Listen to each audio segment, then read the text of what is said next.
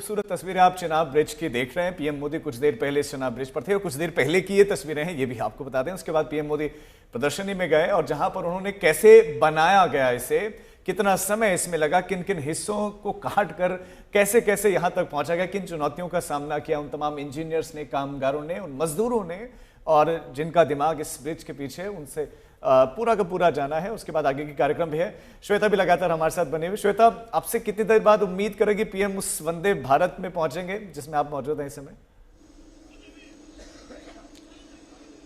नहीं, देखिए राजीव, पहले चेनाब रेल ब्रिज, उसके बाद जो अंजी ब्रिज है उसका उद्घाटन होगा और उसके बाद प्रधानमंत्री यहां पर फ्लैग ऑफ करेंगे। 12 बजे का समय दिया गया था, अभी 11:15 हो रहे हैं, तो हम उम्मीद कर रहे हैं कि समय के हिसाब से चल रहा है कि करीब 11 बजे चेनाब रेल ब्रिज का उद्घाटन उन्हें करना था, उसके बाद 11:30 बजे अंजी ब्रिज का उद्घाटन करना था और उसके बाद उन्हें यहां पर आना था। अब ये भी जो है ब्रिज अपने आप में, जैसे हम टेक्नोलॉजिकल मार्वल कह रहे हैं चेनाब रेल ब्रिज को, उसी तरीके से इसको भी जो इनिशियल प्लानिंग थी ना, वो यही था कि एक आर्च ब्रिज ही बनाया जाए और इसकी भी ऊंचाई जो है वो 320 मीटर से ऊपर ही है थोड़ी सी, तो उसे भी जिस तरीके से एक केबल ब्रिज का जो निर्माण किया गया है, वहां की परिस्थितियों को देखते हुए उसका निर्माण किया गया है।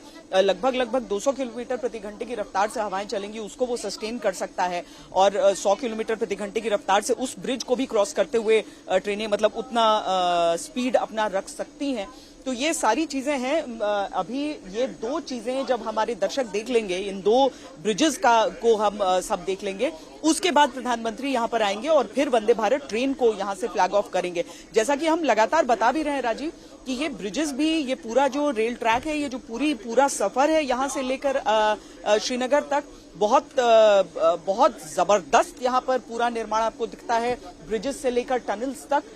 लेकिन उसके साथ ही इस ट्रेन की भी अपनी खासियतें हैं और इसीलिए इस क्रम में वो पहले चेनाब ब्रिज, फिर अंजी ब्रिज और उसके बाद यहां पर वंदे भारत ट्रेन को हरी झंडी दिखाने के लिए पहुंचेंगे यहां पर और यहां पर बच्चों से मुलाकात भी यहां पर करेंगे, जो इसमें सवार हैं लोग उनसे भी मुलाकात करेंगे, कई रेलवे में जो कार्यरत हैं लोग उनसे भी मुलाकात का उनका इसी ट्रेन के भीतर हो सकता है कि बहुत छोटी सी मुलाकात हो, लेकिन एक मुलाकात करते हुए उसके बाद आगे वो यहां पर रैली के लिए बढ़ेंगे।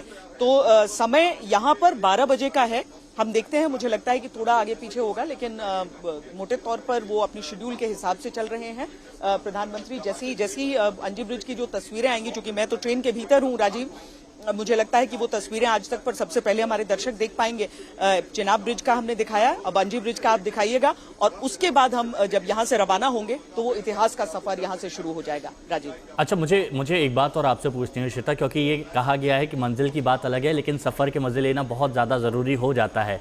जब लोग कश्मीर जाएंगे तो उनके दिमाग में कश्मीर तो रहेगा ही कि वो पर्यटन नगरी है, लेकिन वो इस सफर को भी एंजॉय करने के लिए सबसे ज्यादा उनकी नजर यही रहेगी कि ये हुआ कैसे इतने सालों में। तो सबसे ज्यादा आकर्षण का केंद्र तो ये सफर होगा कश्मीर पहुंचने से पहले का।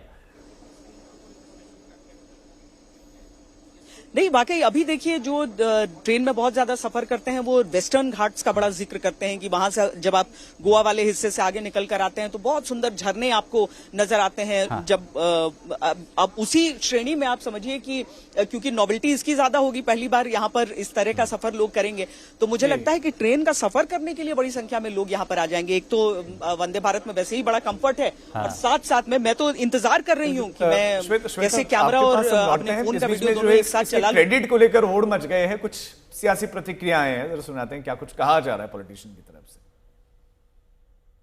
11 साल से ज्यादा मोदी सरकार को हो गया, अगर कोई मुकम्मल कर रहे हैं तो बहुत बड़ी बात नहीं है।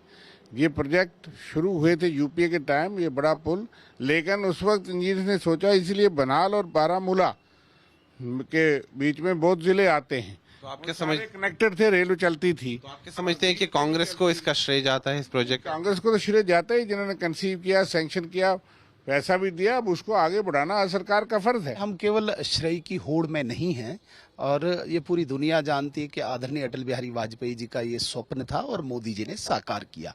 इस बीच में जो 2004 से 2014 तक की सरकार ये अपने डॉक्टर मनमोहन सिंह जी की रही, इसमें भी काम हुआ होगा, लेकिन श्रेय मैं इसलिए देना चाहूंगा भारतीय जनता पार्टी की सरकार को क्योंकि फाउंडेशन भी डाली और कंप्लीशन भी भारतीय जनता पार्टी की सरकार कर रही है।